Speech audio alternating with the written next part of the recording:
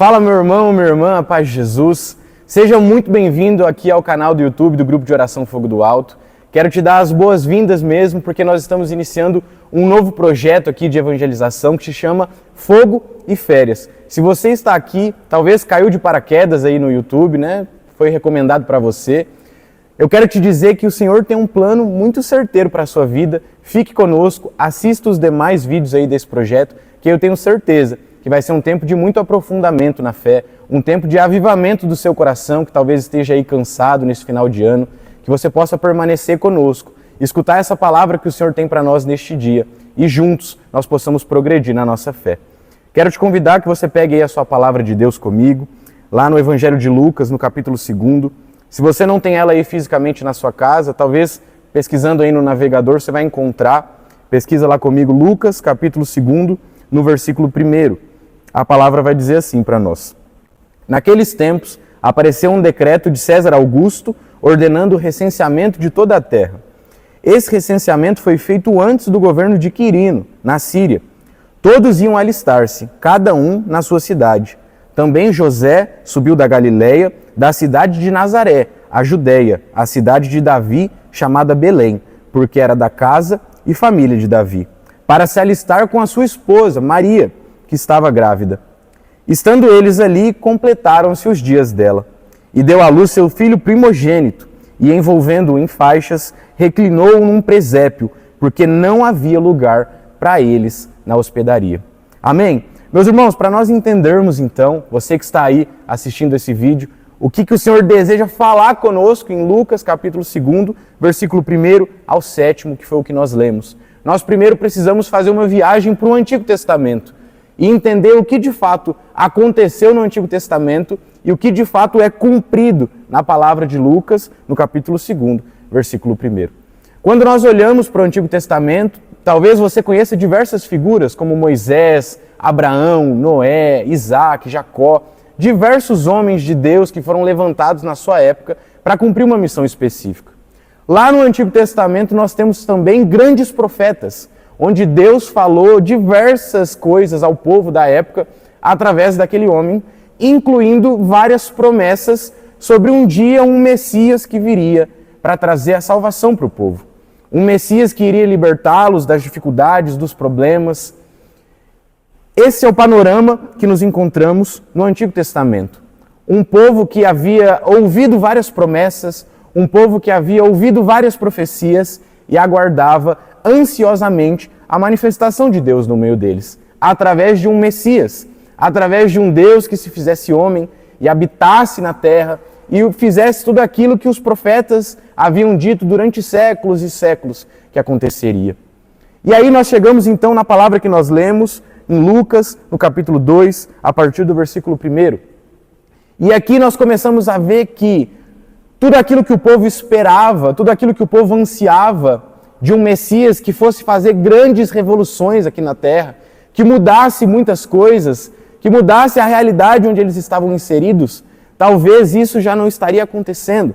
Porque quando nós lemos sobre o nascimento de Jesus, nós vemos que Maria deu à luz a seu filho primogênito, envolvendo-o em faixas. Reclinou-se num presépio, porque não havia lugar para eles se hospedarem. E aí talvez a pergunta que habite no nosso coração é: mas que Messias é esse? Que rei é esse que não tinha um palácio esperando? Que rei é esse que não tinha o mundo inteiro aos seus pés? Que rei é esse que nasce num presépio, numa manjedoura? Que rei é esse? Talvez o mesmo questionamento que nós tenhamos hoje é o daquela época. Que Messias é esse?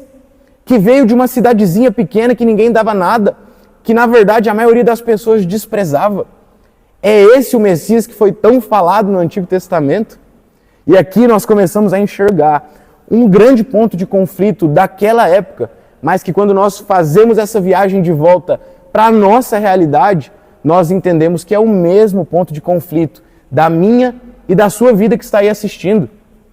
Talvez você estivesse rolando aí o feed do seu YouTube, procurando alguma coisa para ver, você caiu nesse vídeo de paraquedas, mas o que Deus quer falar comigo através dessa pregação, dessa palavra? E aqui nós começamos a entender, meu irmão, minha irmã. Quando nós olhamos para a realidade daquele povo, povo de Israel, né, os sacerdotes, os fariseus, mas também aqueles que faziam parte ali da grande população do povo. Né, pessoas que talvez não fossem tão bem instruídas. Todos eles, a imensa maioria deles, na verdade, esperavam por um Messias que fosse mudar tudo aquilo que eles estavam vivendo. E aí talvez você se pergunte, tá, mas o que eles viviam? Uma grande opressão do Império Romano. Quantas taxas abusivas, quantos impostos abusivos, quantas regras que por vezes contrariavam aquilo que eram os mandamentos que eles tinham aprendido, de tudo aquilo que Moisés tinha ensinado o povo durante muito tempo. Esse povo de Israel vivia uma grande opressão e esperava que o Messias fosse tirar tudo isso deles, fosse colocar mesmo um reinado físico de Israel, onde o Império Romano não mais habitasse, onde não houvessem mais opressões, onde não houvesse mais cobranças excessivas de taxas. Mas quando nós olhamos para o Evangelho, não é bem isso que aconteceu. Nós vemos durante toda a vida pública de Jesus, durante os 3 anos que Jesus prega, evangeliza, que Jesus, na verdade, ele fez sim muitas curas, Jesus fez milagres, Jesus fez libertações, até mesmo ressuscitou pessoas. Mas em nenhum momento Jesus mudou a realidade física daquelas pessoas. Jesus não tirou os romanos do poder em nenhum instante. Perceba comigo, aquele povo esperava coisas extraordinárias. E de fato essas coisas aconteceram e são narradas para nós nos evangelhos. Mas essa mudança física, talvez de um governo, talvez de uma autoridade, não aconteceu. E aqui nós começamos a ver que em nenhum momento Jesus atende às expectativas daquela pessoa, daquele povo, daquelas pessoas. Em nenhum momento Jesus atendeu, tanto que o que acontece com ele? Ele é condenado, ele é crucificado e ele é morto. Por este mesmo povo que esperava o cumprimento da promessa, que esperava o Messias vir. Quando nós trazemos isso para a nossa vida, e eu quero que isso fique gravado no seu coração, quando nós trazemos toda essa realidade para a nossa história, quantas vezes nós somos essas pessoas, onde Jesus nunca atende às nossas expectativas. Nós queremos sempre mais e mais e mais e mais.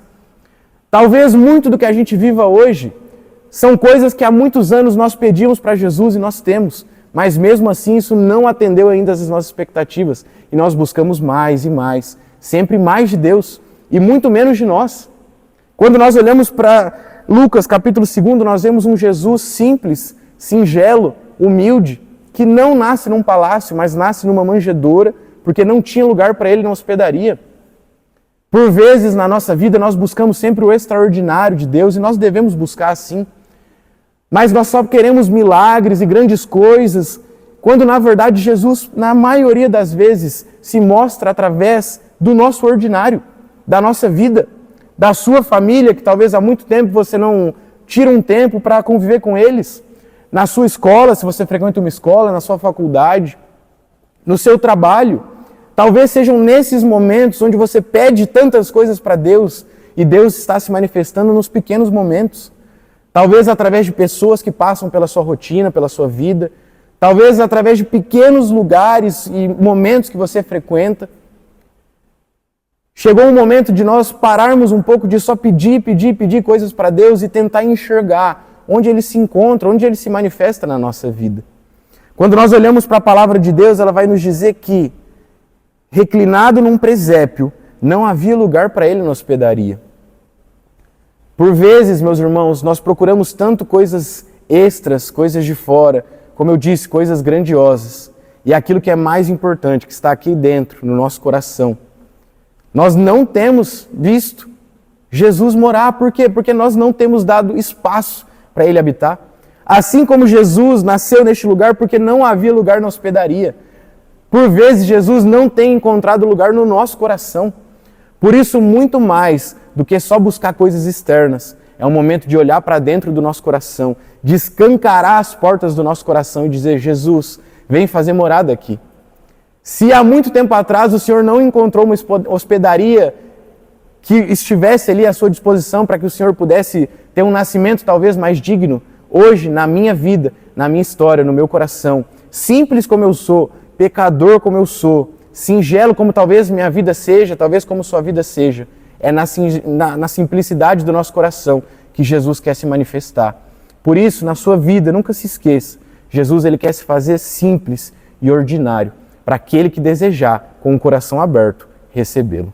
Amém? Quero te convidar, se você escutou até o fim essa palavra, deixa aí nos comentários o que você tirou disso na sua vida, se você tem talvez algum testemunho daquilo que você ouviu, algo que você queira compartilhar conosco, fique à vontade, porque nós estamos aqui juntos para crescer em santidade e na busca por nosso Senhor Jesus Cristo. Fique com Deus, Deus te abençoe.